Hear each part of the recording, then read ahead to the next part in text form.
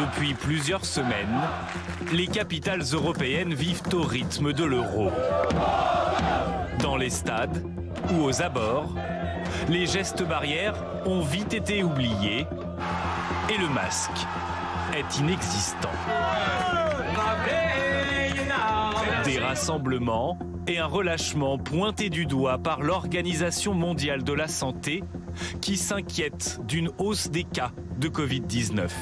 Au Danemark, par exemple, 29 cas ont été détectés sur des supporters en lien avec les rencontres de l'Euro qui ont eu lieu à Copenhague. Au Portugal, à Moscou ou encore à Londres, le variant Delta continue sa progression. Londres, où doit d'ailleurs se dérouler la finale le 11 juillet prochain au stade Wembley. Certains pays européens souhaitent déjà qu'il en soit autrement. Je ne pense pas que la finale de l'Euro puisse se dérouler dans un pays où les contagions sont en train de croître rapidement. Ce n'est pas une bonne chose que les stades soient pleins là-bas. Je soutiens toute initiative du gouvernement britannique pour faire respecter les mesures d'hygiène. C'est une zone où le variant est présent. Les voyages doivent donc être limités. Des recommandations qui n'ont visiblement eu que peu d'effet. Pour la finale, les autorités britanniques prévoient d'accueillir 60 000 spectateurs dans le stade, contre 40 000 actuellement. Des stades pleins pendant l'Euro, contre des stades quasiment vides au JO. Le 23 juillet prochain s'ouvriront les Jeux Olympiques d'été à Tokyo.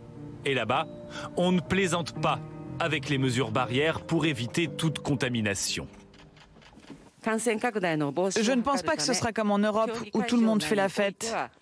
Afin d'éviter la propagation des infections, le comité a décidé d'interdire la vente et la consommation d'alcool sur les sites de la compétition. Interdiction de boire de l'alcool, mais aussi interdiction d'acclamer les sportifs, de se rassembler entre supporters ou même de demander des autographes aux athlètes.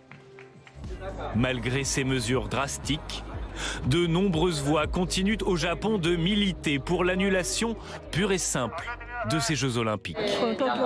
J'éprouve de la méfiance face au gouvernement qui tente de faire passer les Jeux en force en dépit de la situation du coronavirus.